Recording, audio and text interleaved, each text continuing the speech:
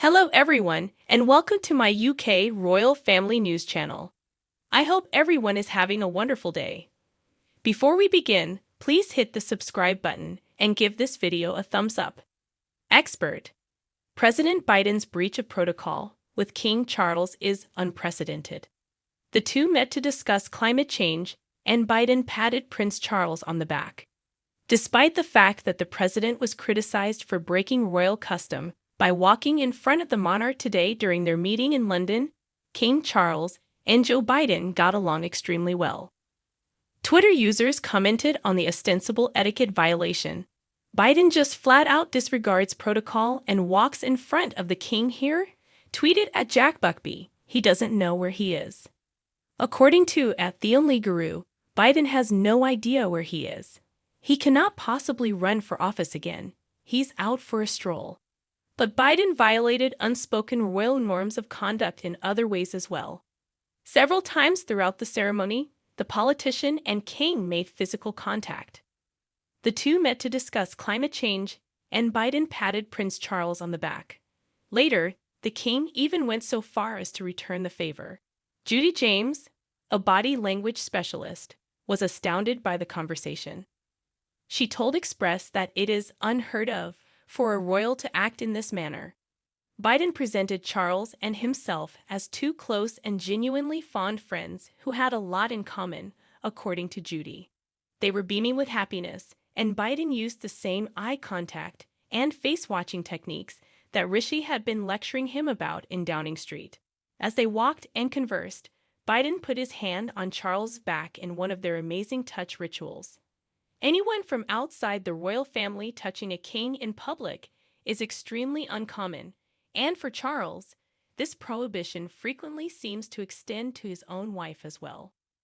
Michelle Obama did once extend her hand behind the Queen's back as a symbol of cordial connection, but Joe Biden's touches and pats on Charles were strong enough to elicit a response from the new monarch, who extended his hand behind the president's back as well. However, Buckingham Palace was quick to deny any violations. Will King Charles be able to keep the close ties with the U.S.? According to a poll. In order to rekindle their relationship and talk about environmental issues, the king will meet with the U.S. president. But can Charles utilize his soft power to preserve the UK's relationship with the U.S.? Vote down below. Today, Monday, King Charles will meet with U.S. Vice President Joe Biden at Windsor Castle to discuss relations between the UK and the US.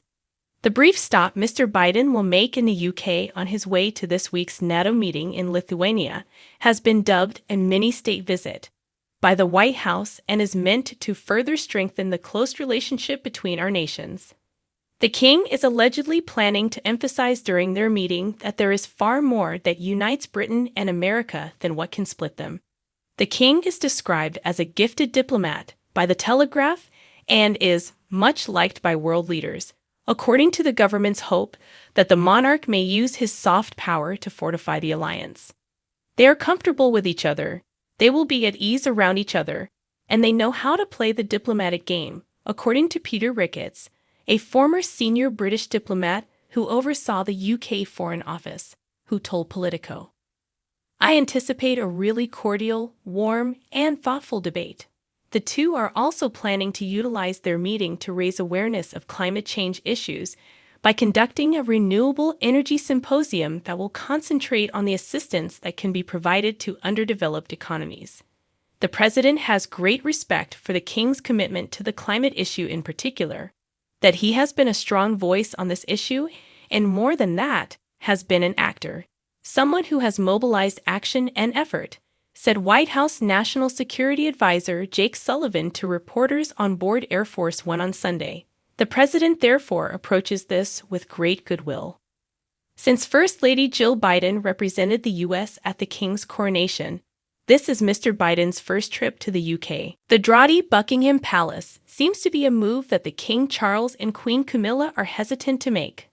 The magnificent Buckingham Palace is a royal residence that is renowned for its 142 acres and 775 rooms around the world. However, rumors claim that no royals desire to reside at the late Queen's London home. Every year, millions of people flock to Buckingham Palace to marvel at the Portland stone exterior entrance and to imagine the opulent interiors where the royals reside. However, none of the royals appear anxious to relocate despite its amazing size and appearance, great location, and exceptional amenities. Once the current remodeling work is over, King Charles and Queen Camilla don't seem to wish to relocate from Clarence House. There were rumors that Prince Philip and Queen Elizabeth II didn't particularly like the place. The late Queen gave her blessing to the massive $369 million repairs in 2017. A representative for the king said earlier this month that this is currently the intention and that their majesties will move in after the construction workers are finished in 2027. Charles and Camilla don't seem very keen to move into the most renowned palace in the world, and they don't do anything to dispel rumors that they might never do so. The king and queen, who are currently 74 and 75 respectively, will most certainly be close to 80 by the time the restoration work is concluded. King Charles has made Clarence House his home for the past 20 years, with the assistance of interior designer Robert Keim. According to rumors, Buckingham Palace is the least cozy of all the royal residences, which could account for why it inspires so little adoration. Even though she was the epitome of duty when his mother became sovereign in 1952, she was apprehensive to move in. She reportedly held out for moving into Buckingham Palace until her Prime Minister, Winston Churchill, insisted she leave Clarence House.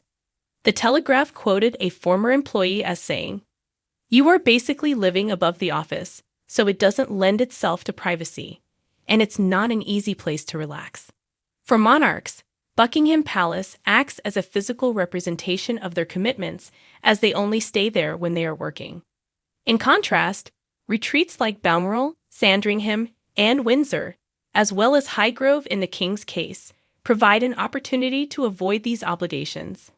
Additionally, the palace does not offer its residents the kind of opulent lifestyle that those millions of visitors may hope for. Residents are reportedly confined to a small corner of quite a draughty building and cannot occupy the entire home, claims the former servant. Clarence House, in comparison, has more private living space, as the first and second floors are just for the king and queen, which may also be the reason Charles might choose to stay in his current residence rather than transfer to Buckingham Palace. Thanks for watching if you liked this video. So please don't forget to subscribe my channel and don't miss any update.